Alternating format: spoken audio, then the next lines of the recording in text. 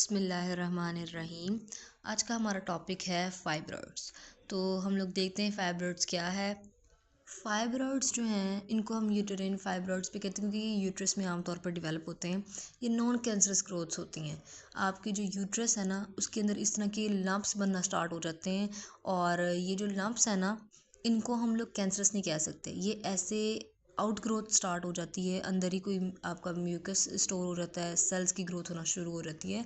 और ये आपकी जो यूट्रस है ना, उसकी फंक्शनिंग को ख़राब नहीं करते, लेकिन ये है कि उसकी शेप को ख़राब कर देते हैं। और इसकी वजह से और मुख्तलिफ़ किस्म के डिसऑर्डर होते हैं कि पॉलीसिस्टिक ओवरी सिंड्रोम हो रहा है, कि ओवरी के अंदर सिस्ट बनना स्टार्ट हो, इसी तरह की आउट ग्रोथ सिस्ट बनना स्टार्ट हो जाती हैं। तो उसको हम कह देते हैं पॉलीसिस्टिक ओवरी सिंड्रोम। तो अगर हम फाइब्रोइड की बात करें, तो ये जो है ना, तकरीबन 80% वेमेन के अंदर पाया जाता है पाकिस्तान में। और लोगों को पता भी नहीं होता कि ये उनके अंदर फाइब्रोइड्स मौजूद हैं, क्योंकि ये आमतौर पर चाइल्ड बेयरिंग एज में होते हैं। और जब वेमेन का जो उनका मेंस्ट्रुअल साइकिल स्टार्ट होता है, जब प्यूबर्टी पे एक फीमेल पहुंचती है, तो उसके अंदर भी केसेस होते हैं कि हो सकता है उसके अंदर पाया जाए।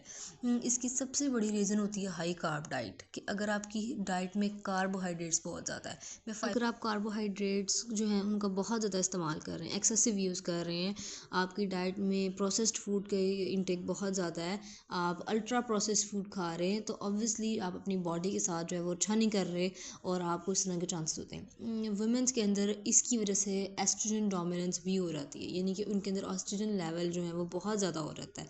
ठीक है, तो जब उनके अंदर एस्ट्रोजन लेवल बहुत ज़्यादा होता है ना, तो फिर उनको इस तरह की बीमारियाँ होती हैं, फाइब्रॉइड्स, पॉलीसिस्टिक ओवरी सिंड्रोम, और बहुत सी जो हेल्थ रिलेटेड इश्यूज़ जो हैं वो इनके अंदर होते हैं।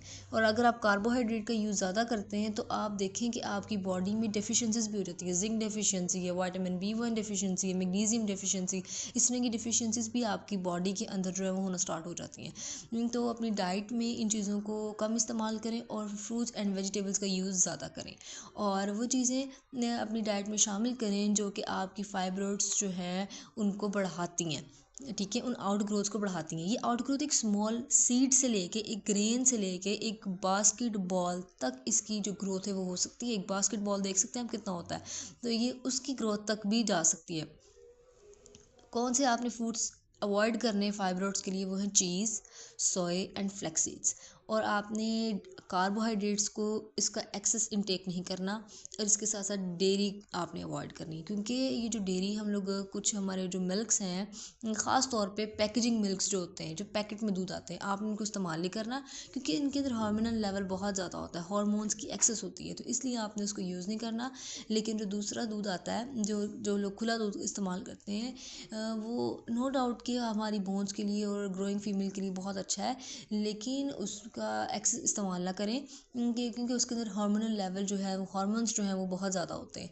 तो ये भी एक कॉज़ है कि आपका फाइब्रॉइड्स जो है वो ज़्यादा हो जाते हैं। और वो फूड जो आपके लिए बहुत अच्छे हैं, जो कि फाइब्रॉइड्स जो हैं उनको कम करते हैं, और एस्ट्रोजन डोमिनेंस को भी कम करते हैं, क्योंकि जब एस्ट्रोजन लेवल कम होगा तो आपकी बॉडी में बहुत अच्छी चीज़ है, क्योंकि एस्ट्रोजन लेवल जब ज़्यादा होता है, तो ये आपकी बॉडी के अंदर हिप फैट और थाई फैट जो है ना, उसकी स्टोरेज जो होती है होना स्टार्ट हो जाती है। तो एस्ट्रोजन लेवल जब ज़्यादा होगा, तो ऑटोमेटिकली आपकी थाई में, आपकी जो है लोअर पूछ जिसको हम कहते हैं, कि आपकी बेली बॉटम के नीचे फैट स्टार होना, ये फैट जो है वो स्टोरेज होना स्टार्ट हो जाएगा। तो आप अपनी डाइट में बेरीज़ को शामिल करें। बेरीज़ आपको पता है कि 3 तरह की हैं, एक ब्लैक बेरीज़ हैं, ब्लू बेरीज़ हैं, और स्ट्रॉबेरीज़ हैं। इनको अपनी डाइट में ऐड करें। ठीक है, गार्लिक इसका इस्तेमाल करें, कॉलीफ्लावर इसका इस्तेमाल करें, टोमेटो, अनियन, ब्रोकली स्प्राउट्स का इस्तेमाल करें, ब्रोकली का इस्तेमाल करें, पेपरमिंट का, शैलट्स का, पीनट्स का। और बेहतर ये है कि जिन फीमेल्स को ये इशू है फाइब्रॉइड्स का, वो ज़्यादातर धूप में रहे, क्योंकि धूप से विटामिन डी मिलता है, जो कि फाइब्रॉइड्स को श्रिंक होने में हेल्प करता है। तो विटामिन डी जो है वो रोज़ाना लें। जब आपको पता है सर्दियाँ आ रही, तो धूप में ज़्यादा देर बैठें। ठीक है, और जो विटामिन डी है जो आपको धूप से काफ़ी अच्छा मिलता है, और वो जो है वो आपके एस्ट्रोजन लेवल को भी कम करता है। हमारी बहुत सी पॉपुलेशन है वेमेन की ऐसी है जो विटामिन डी की डेफिशिएंसी उनको पता ही नहीं है, और विटामिन डी की डेफिशिएंसी से ही आपके फाइब्रॉइड्स जो हैं उनको ताकत मिलती है बढ़ने की, और इस तरह के इश्यूज़ क्रिएट करते हैं। तो आमतौर पर ये जो फीमेल चाइल्ड बेयरिंग एज में होती हैं, उनमें ये ज़्यादातर आमतौर पे मोस्ट कॉमन है।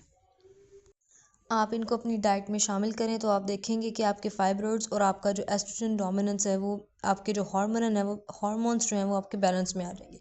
एस्ट्रोजन लेवल, क्योंकि बेसिकली ये एस्ट्रोजन डोमिनेंस और फाइब्रॉइड्स का बहुत आपस में गहरा कनेक्शन है, और ये आपकी बॉडी में फ़ैट स्टोर करते हैं। फाइब्रॉइड्स भी अगर होंगे तो ऑटोमेटिकली आपका एस्ट्रोजन लेवल ज़्यादा होगा ही होगा, और जब एस्ट्रोजन लेवल ज़्यादा होगा तो आपकी हिप्स में और आपकी थाई में फ़ैट ज़्यादा स्टोर होगा।